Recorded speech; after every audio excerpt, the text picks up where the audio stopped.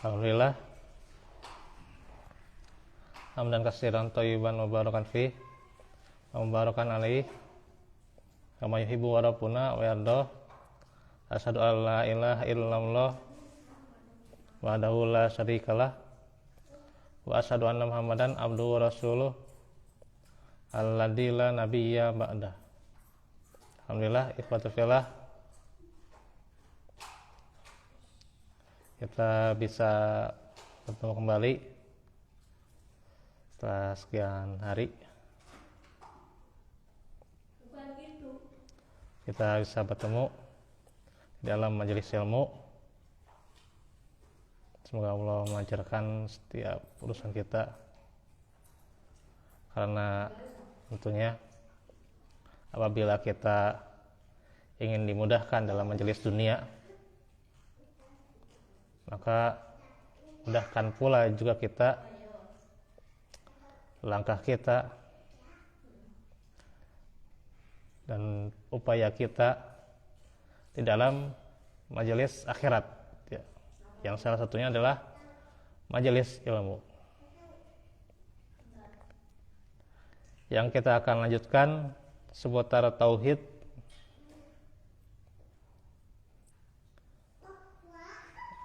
yang dimana tauhid merupakan sebab untuk memperoleh keamanan dan petunjuk di dunia dan di akhirat.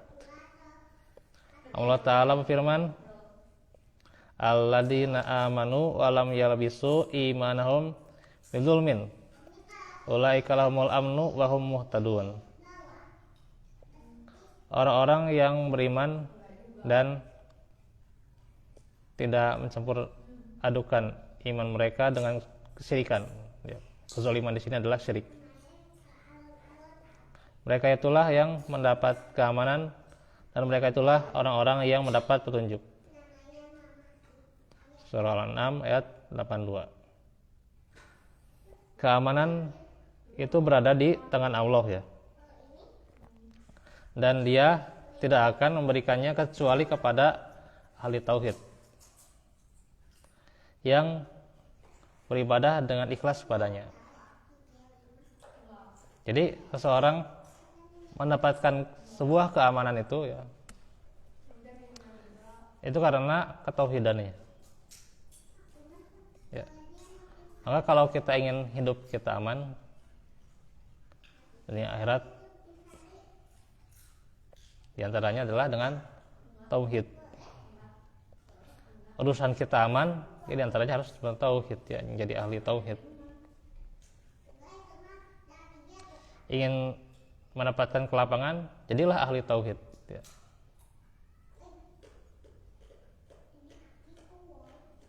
Bagaimana para ahlu tauhid itu benar-benar mendapatkan keamanan, ya, meskipun ujian yang mereka hadapi itu adalah sangat berat, ya, tapi Allah berikan keamanannya.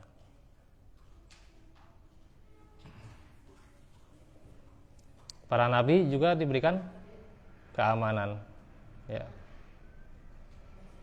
walaupun mereka punya ujian yang sangat berat, ya.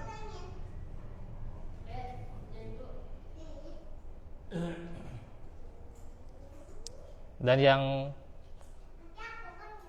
kita saksikan bagaimana Ibrahim, ya, sebagai keluarga yang ahlu tauhid, ya, itu diberikan keamanan, ya.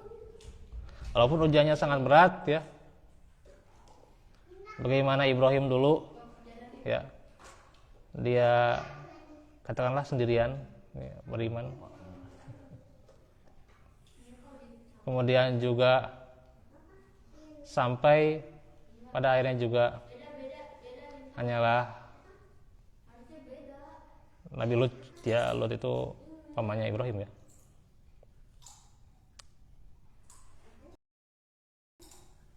Jadi Ibrahim itu adalah ponakannya, ya. Hah? Ibrahim bapaknya para nabi. Iya. Kalau sama Nabi Musa setelah mana? Tuhan Ibrahim. Terus juga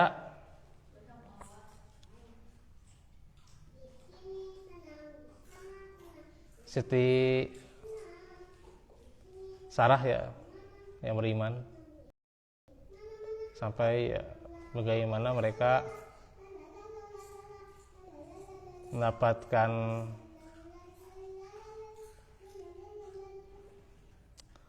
ujian juga ya, ujian tidak melahirkan kan sangat lama itu ya, harus dengan melalui Hajar gitu ya, dinikahkan pula Ibrahim dengan Hajar, mendapatkan keturunan, harus juga ada perintah disembelih gitu ya, gitu Ismail ya.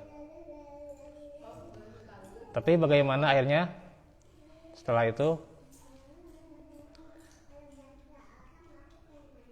Allah berikan keamanan ya, bagaimana Barakna alaihi wa ala Ishaq ya. Jadi diberikan keberkahan ya kepada mereka, nah dan juga kepada Ishak ya, artinya Ishak itu menjadi keturunannya ya, yang setelah ujian harus menyembelih Ismail ya.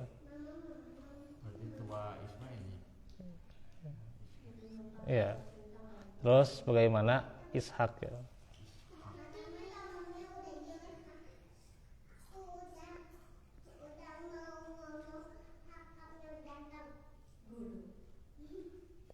Nah itu, jadi bagaimana ujian-ujian dan ujian pasti akan didapatkan oleh seorang mukmin ya. Dan pastinya bagaimana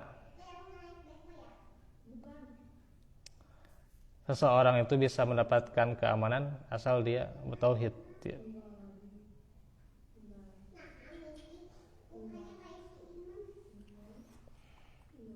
Karena itu dikatakan bahwa keamanan itu berada di tangan Allah ya, bukan di tangan manusia ya. Bukan di tangan apoteker atau di tangan siapapun lah gitu, di tangan Allah ya. Dan jaminan itu di tangan Allah ya, keamanan, jaminan, kesembuhan di tangan Allah ya. Jadi yang pertama kali itu harusnya kita pinta adalah Allah ya, bukan dokter, apoteker atau apa gitu ya gitu. Nah itu yang kita ya lampiaskan atau curhat padanya, yaitu ya curhat kepada Allah gitu ya gitu, bukan hanya curhat pada manusia.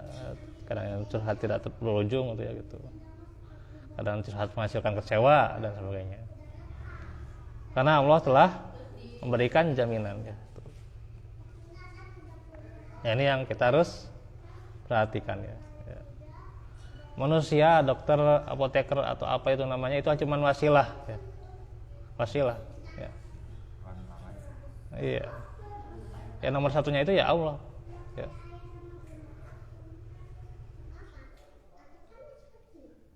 Jangan pernah ada keraguan ya.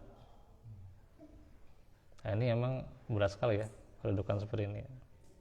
Ya terkadang kita emang di masa saat ini ya, itu emang keraguan demi keraguan itu terkadang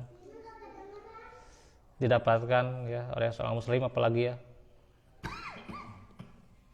dalam masalah mencari rezeki dan sebagainya. Itu ya kadang masalah kesehatan ya, kekhawatiran selalu ada ya. Tetapi kekhawatiran itu tidak dibangun atas tauhid. Ini yang menjadi masalah ya.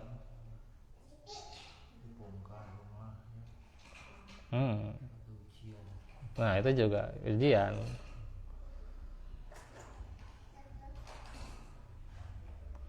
ketika kita memikirkan tempat tinggal, kemudian apa yang nanti kita dapatkan, itu juga ujian. Intinya ya serahkan dulu pada Allah ya, tawakal dulu, curhat dulu kepada Allah gitu. Karena Allah yang memberikan segala-galanya, Allah yang akan memberikan solusi ya. Allah Al-Wahhab, Ar-Razzaq. Ini harus kita pahami ya. Nah, di surat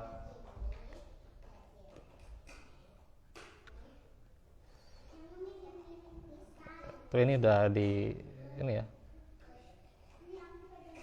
Kayaknya udah dibahas nih. Ya, saya kasih tambahan ya. Nah, ketika ayat diturunkan ya, ayat ini yaitu surat tadi ya, Al-An'am 82. Dijelaskan bahwa kezaliman itu adalah kesyirikan ya, bukan kezaliman secara umum ya.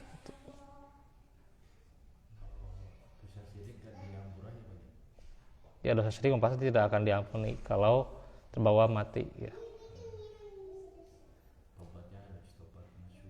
Iya. Yang kelima,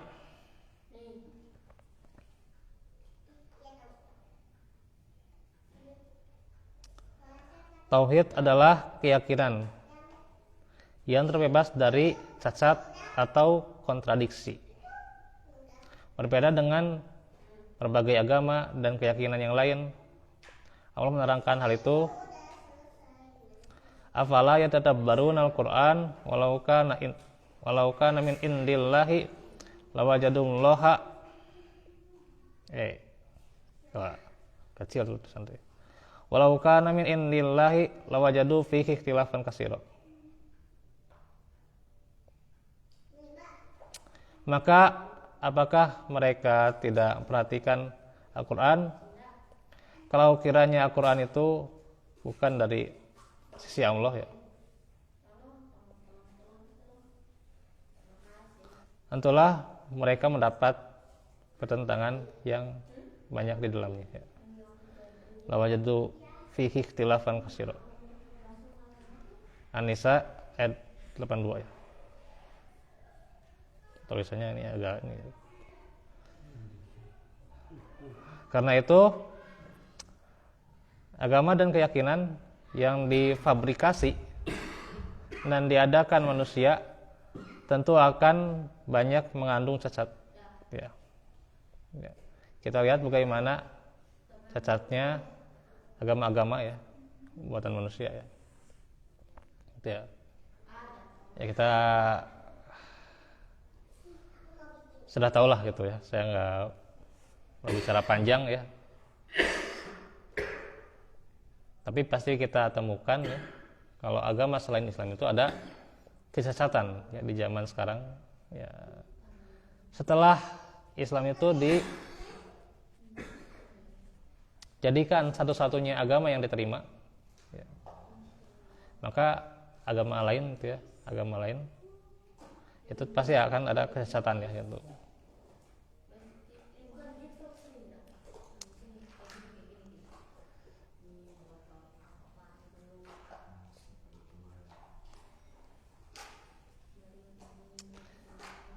Yang keenam, tauhid selaras dengan fitrah yang lurus dan akal yang sehat.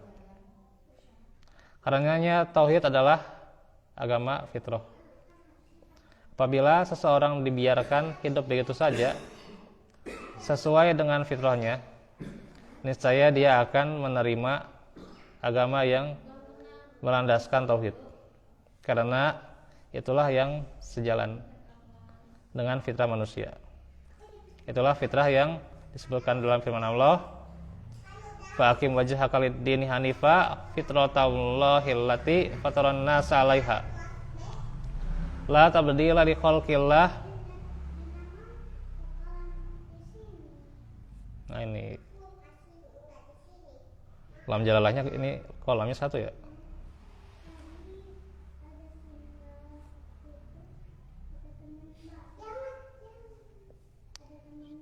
la tabdila li khalqillah. Ya betul ya. Tapi di sini lam jalalahnya harusnya kan, kalau Allah itu kan lafaznya kan lam jalalahnya 2 ya. Di sini 1 ya. Allah alam. Dalikat dinul qayyim walakinna aksaron nasi la ya'lamun. Maka hadapkanlah wajahmu dengan lurus kepada dinullah ya, pada agama Allah. Tetaplah atas fitrah Allah yang telah menciptakan manusia. Menurut fitrah itu tidak ada perubahan pada fitrah Allah. Itulah agama yang lurus. Tapi kebanyakan manusia tidak mengetahui. Surah Ar-Rum ayat 30 ya. Ini masih panjang ya. Bagian yang ke berapa nih? Ke-6 ya, masih panjang. Nah, ini jelas ya bagaimana tauhid itu adalah agama yang fitrah ya.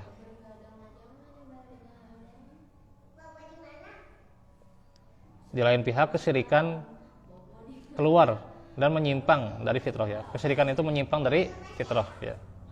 Keluar dari fitrah yang lurus. Karena itu tercantum dalam sebuah diskusi Allah Ta'ala firman,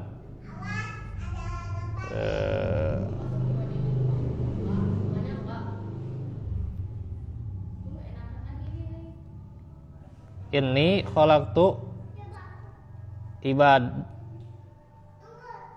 ya.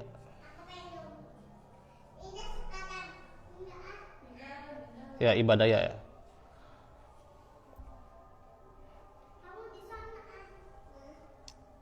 Hunafa'a kullahum wa innahu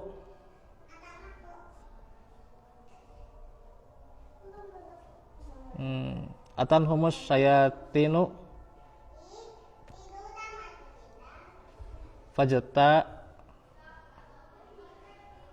fajtalathum an dinihim. Sungguh aku menciptakan seluruh hambaku dalam keadaan hanif ya, lurus, dan sesungguhnya setan mendatangi mereka lalu menarik mereka keluar dari agama mereka. Ini dalam riwayat Muslim dari Iyad bin Himar al-Mujashi'i Allah. Jadi jelas bagaimana setan ya yang akan terus berupaya ya agar manusia keluar dari yang namanya fitrah, yaitu keislamannya. Karena itu kita kuatkan fitrah itu dengan terus belajar dan juga menguatkan dengan amal solih ya. Nah, paling itu yang bisa dibahas untuk tauhid ya di hari ini. Insyaallah kita sambung di kesempatan berikutnya. Barakallahu fikum wa lakum minkum. Rabbana atmim lana nurana fi lana innaka tub alaina innaka tawwabur rahim. Rabbana atina fid dunya hasanah wa fil akhirati hasanah wa qina adzabannar. Rabbana atina min ladunka rahmatan wa sada. Rabbana hab lana min azwajina wa dzurriyyatina qurrata a'yun waj'alna lil muttaqina imama. Subhanaka Allahumma bihamdika asyhadu an la ilaha illa anta astaghfiruka wa atubu ilaik. Alhamdulillahirabbil alamin. Wassalamualaikum warahmatullahi wabarakatuh.